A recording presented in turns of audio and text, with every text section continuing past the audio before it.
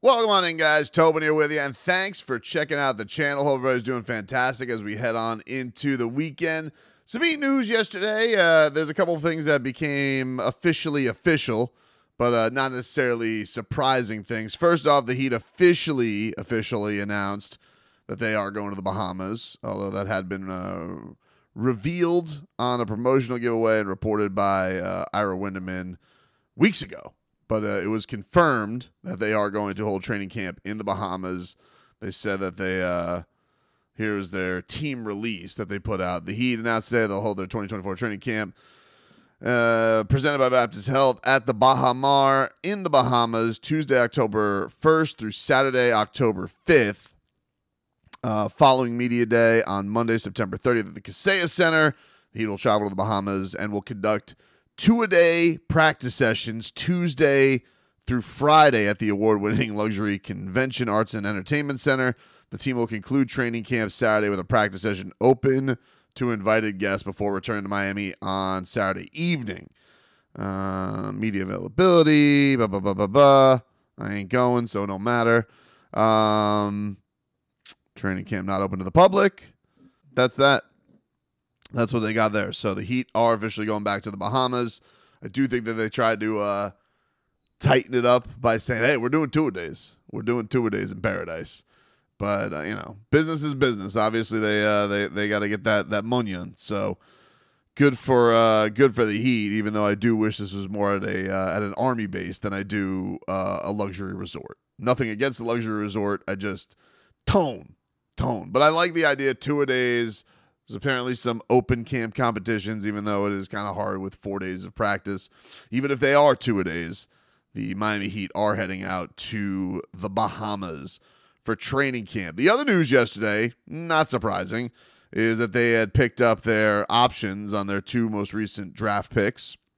Well, I guess they're not the most recent draft picks anymore. That would be this year's. But Nikola Jović and Jaime Jaquez both had their 4th/5th year options picked up. And from Ira in the Sun Sentinel, that is an option of $4.4 million for Jović next year.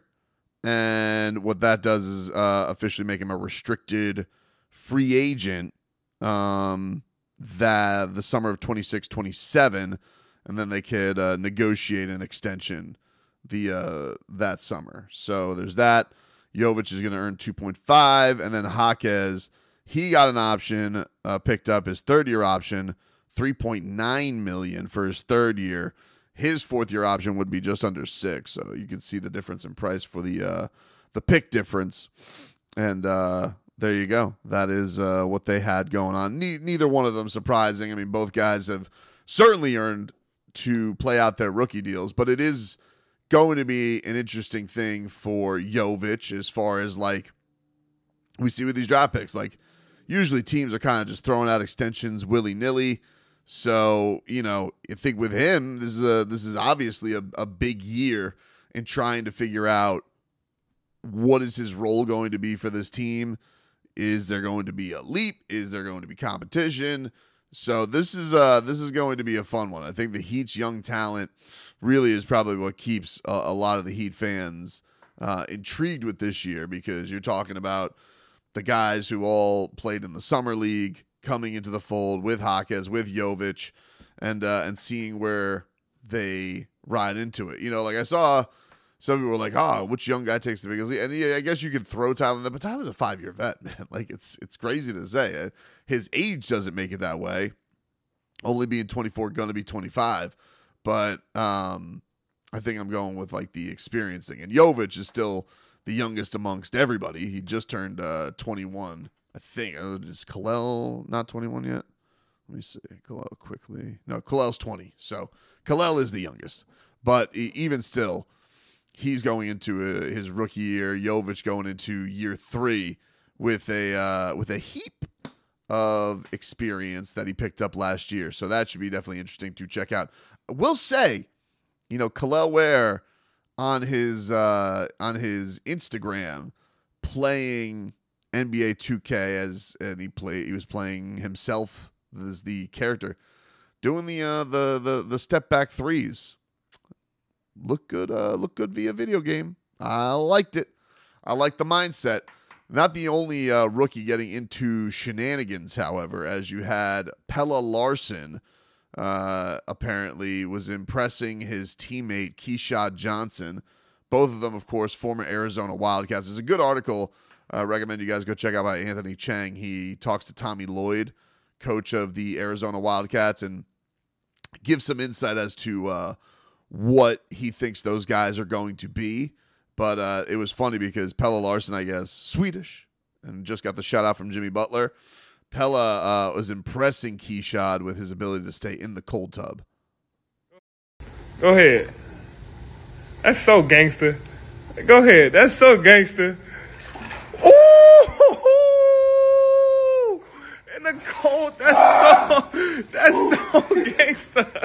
There now, baby. Wow. So there you go. Pelle Larsson able to go out and brave the cold that they have there for this cold tub at the Heat facility. That is the Heat facility that they're hanging at. Looked like the rookies were hanging out a little bit yesterday. So if you haven't followed Keyshawn Johnson on Instagram, you may want to go do that. He seems to be a very entertaining follow for this Heat squad. But that is the thing I think with this. There is a lot of young talent.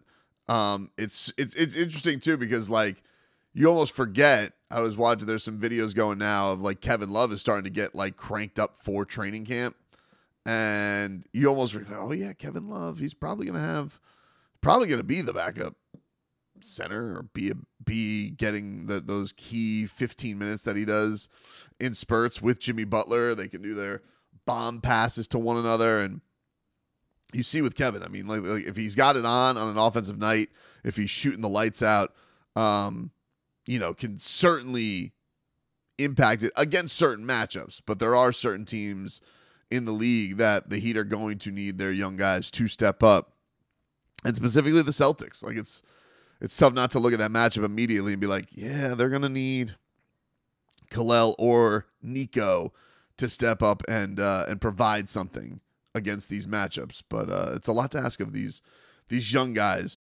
On the national scale, there was a little discussion of Tyler Hero on the Low Post yesterday. They were talking about most intriguing players. It was Zach Lowe, Kevin Pelton, their analytics guy. There was a lot of talk about, how much buzz there was about Tyler Hero, how contract kind of changes your perspective on things, and that, where he's just at in his career. I didn't think anything was too earth-shattering from what they brought. They did bring up his usage rate and his efficiency dropping as a starter. I think, that's going to be a big thing this year to see with Tyler Hero, just, how things run. And they also mentioned the backcourt combination of Terry Rozier and Tyler Hero. There's still some mystery there. So, I don't think there's anything too earth-shattering, but it was like an hour into the podcast. If you guys are interested in hearing some national thoughts on Tyler, I didn't think that anything earth-shattering was brought to the table, although you had Zach Lowe discuss this situation as fraught, which I was like, fraught? You got those, in the words of Tyler, that's a big word for me, dog. So I was like, fraught. And looking it up, it was like, oh, yeah, fraught. How did I not know? I didn't have my thesaurus with me. A situation filled or likely to result in something undesirable or causing anxiety and stress. Yeah, perhaps. I do think you definitely have some anxiety amongst Heat fans for sure. But look, Tyler Hero was the last guy in this young guy situation, as we've seen the Nikos and the Jaimes and all that type of stuff. It is interesting, Tyler right off the bat, big role. I think Jaime right off the bat showed his impact, and now Nico's going into this situation of like where are the Heat going to go with him? Is he a cornerstone? Is he going to be a role guy? What does his extension look like when that does come about? So this is what is going to be interesting with Nikola this year, because I would have liked for Nico to have a healthy summer, because I definitely think the injury affected how much he was used by Serbia. I would have loved to seen a little bit more of him with Nikola Jokic. I would have loved to see him have more of a pivotal role like he did in the World Cup. And they were very cautious with him. He was not this key cog, but I think a lot of that had to do with the with the injury. I think he just wanted to be there. He was going to give them what he could. So that's a concern. But he's also a guy like, look, he's had the back. They spent a lot of time in physically crafting him. Now he has this foot thing. So you're hopeful that the durability does hold up there for Nico, and you can see what the next steps are there for him. And see, is he going to be a guy that the Heat extend? What is he going to be looking for? I certainly wouldn't say he's like a rookie max guy, although it does feel like every first-round pick who gets that deal just gets whatever the hell they want these days. So this is going to be a big year with him, and seeing what his future is with the organization. Feels like a big crossroads year because, for the Heat and for Tyler, year 3 was 6 man of the year. Nico's not going to have that same kind of a role because that was a year where Tyler Hero was the 6th man, but he got to take the most shots. He got to basically do everything for that team. The only difference was he didn't start. That was it. And he wasn't happy about it, but other than the idea that Mike Biamonte didn't introduce him with the first guys, it was a pretty, easygoing, pretty easygoing from the standpoint of like he got to, people fit around him. He didn't get to fit around people, and he did well. It was a great year for him. I thought he should have been an all-star that year. So year 3 for Nikola Jović, does the scoring get into double digits? What does the shot diet look like? He showed himself to be a pretty capable shooter last year. Not a ton of attempts, but he wasn't asked to take a ton of attempts. He was kind of asked just to fit right in there. So what is the next evolution of him? And is he going to have to battle for a job? And if he doesn't win the starting job, is he going to, take the backup power forward role? Like, how much Nikola Jović is there if he doesn't start too? So fascinating season for him coming up, but he's got his option picked up. They got that safety net.